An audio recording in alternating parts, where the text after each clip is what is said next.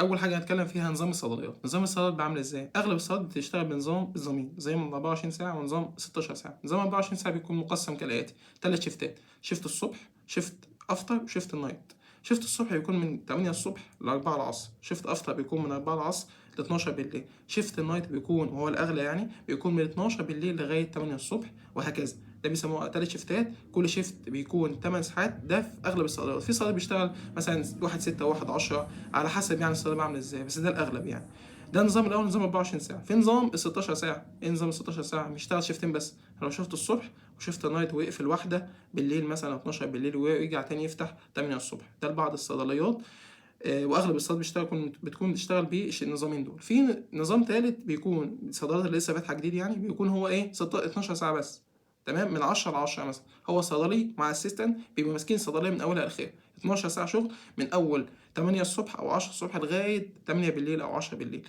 فده بس بيكون في الصيدليات الصغيره ومش منتشر قوي يعني. لكن المنتشر هو نظام ال 24 ساعه ونظام ال 16 ساعه. طب ايه الوظائف اللي بتكون موجوده في الصيدليه اصلا؟ في الغالب 3 وظائف. كام وظيفه؟ 3 وظائف. الدكتور صيدلي وهو بيبقى مدير شيفت على كل اللي تحته. ان الواحد التاني او التاني يعني بيكون المساعد، وبيكون هو 3 4 مثلا مساعدين ومعاهم 2 دكاترة. المساعدين غالبا بيكون اكتر من الدكاترة، يعني ممكن يكون 2 وواحد او 3 وواحد وهكذا. لان الدكتور هو بيكون مدير شيفت، هو المسؤول عن الدرج، هو المسؤول عن التسليم، هو المسؤول عن كل حاجة. تالت حاجة هو الدليفري أو الطيار. تمام، ده بيكون أحيانا بيكون بيتقاضى راتب زائد العمولة بياخدها، التوصيل بتكون ليه، وأحيانا بيكون بيتقاضى راتب بس، وأحيانا مش بيتقاضى راتب أصلا. بيكون الصيدلية بترن عليه مثلا ودي الأوردر ده، ودي الأوردر ده، ودي الأوردر ده. فعلى حسب الدليفري ماشي إزاي. في بعض الصيدليات الكبيرة وصيدليات الفروع بيعينوا كاشير، بيكون كاشير مخصص للدرج بس. بيكون هو اللي معاه مفتاح الدرج، هو المسؤول لو حصل عجز في الدرج أو زيادة في الدرج عن السيستم يعني، فهو بيكون كاشير. وفي بعض صيدليات تانية برضه في وظيفة بس مش منتشرة، اللي هي مهندس الصيانة مثلا. بيكون كل فترة كده لو وصل لها فرع بيكون كل شوية، أو الأي تي بيصاين النظام بتاع الصيدلية، بيبقى النظام عامل إزاي، شغال ولا لأ. في عطل مثلا، في عطل كذا، في عطل كذا. دي الصيدليات الكبيرة خالص زي العزبي وكير وكل اللي لها فروع في كل حتة في مصر تقريبا. تمام، فدي الوظائف اللي موجودة في الصيدلية: دكتور صيدلي، مساعد، طيار، محاسب أو كاشير، وآخر حاجة بيكون مهندس. طب نيجي للسؤال المهم. هل التدريب في الصيدليه بيقبض فلوس؟ لا، مفيش تدريب ابدا بيقبض فلوس. ليه؟ بكل بساطه لان التدريب بيكون غير ملزم بحاجه. التدريب غير ملزم بدرج، غير ملزم بساعات عدد معينه لازم يحضرها، غير ملزم ان هو لو غلط مثلا هيتحاسب، او هيتغلط لو حاسب بس ايه، مش بنفس لو حد شغال معانا. فبالتالي طبيعي مش هياخد فلوس، لان هو بيشتغلش بنظام ثابت. انا واحد مثلا معتمد عليه بيشتغل من 10 ل 4 او من 4 ل 8، من 4 ل 12 وهكذا. فهو طبيعه التدريب ما ياخدش فلوس. تمام. طب امتى انا اخد فلوس او ردا على الكوميت ده؟ بكل بساطه لو انت على حسب الهدف اللي انت عايزه. لو انت هدفك ان انت عايز والغايه بتاعتك انك عايز فلوس او عايز تشتغل، تمام، فمن البدايه من وانت موجود هتبدا تدور على شغل في الصيدليه على طول. لان الشغل في الصيدليه بيكون متاح وبيكون سهل، موجود في كل مكان. فانت من الاول هتدور على شغل في صيدليه. لو انت هدفك لا انا عايز اتعلم اكتر من انا، او انا مش عايز اشتغل انا عايز اتعلم، خلاص انزل تدريب شهر 2 في الاجازه. وزي ما قلت لك على ازاي تتدرب يعني وكده، هتلاقي الفيديو في الديسكريبشن. ادخل اعمل لايك للفيديو، وهتلاقي الانستجرام بتاعي برضه، ادخل اسالني لو عايز اي حاجه.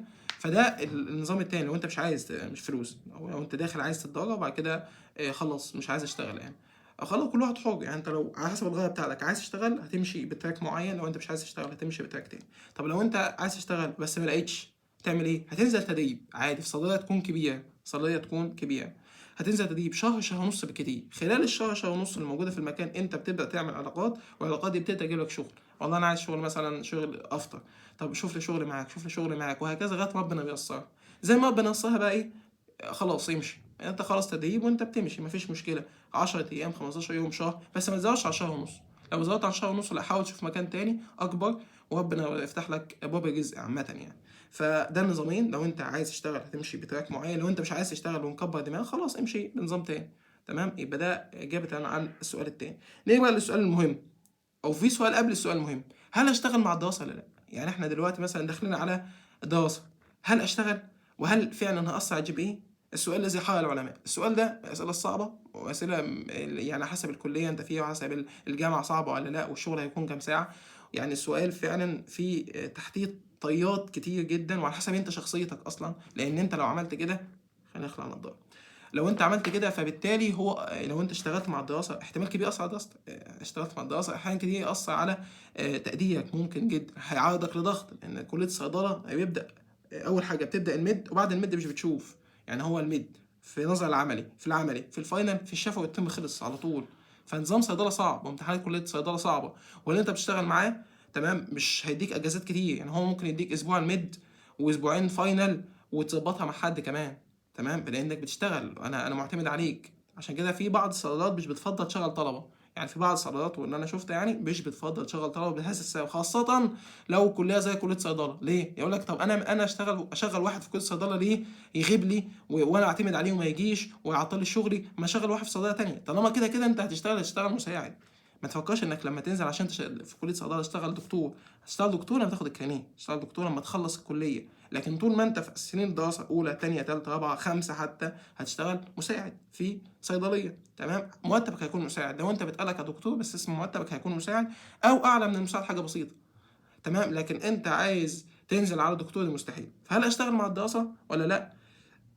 والله لو انت هدفك، انا بعرف، انا عرفت ناس مثلا اشتغلوا كمان 6 ساعات و8 ساعات وجابوا تقدير امتياز كمان، تمام. فعلى حسب شخصيتك، بس لازم تعرف لو انت اشتغلت مع الدراسه مش هتعمل غير حاجتين: المذاكره والشغل وبس. فلو انت بتنزل مع والدك، لو انت مثلا بتقعد في البيت كتير، في البيت بيحتاجوك، لو انت عايز مثلا تجرب حاجات كتير، عايز تسافر، عايز تروح تيجي، الشغل مع الكليه بيكون صعب. الشغل مع الكليه ليه فوائد وليه اضرار، ممكن نعمل عنها فيديو مستقل. لكن في الشغل مع الكليه فعلا صعب، وفعلا خصوصا ايام الامتحانات هتعيش في كدر، تمام. هيضطر بيك الامر انك تذاكر جوه الصيدليه، هتاخد مثلا ركن على جنب.